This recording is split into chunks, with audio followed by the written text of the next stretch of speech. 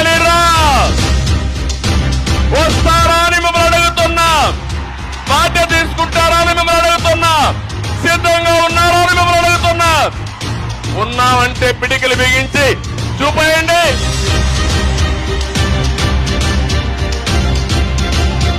Andhra Pradesh hates Jagan.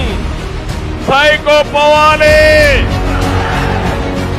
ఇది నా నినాదం కాదు, ప్రజల నినాదం. అవునా కాదా అని మిమ్మల్ని అడుగుతున్నా.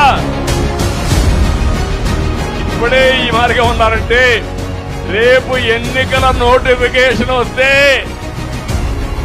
వైఎస్ఆర్ కాంగ్రెస్ నాయకులు ఇంట్లో నుంచి బయట కూడా రాలేరు.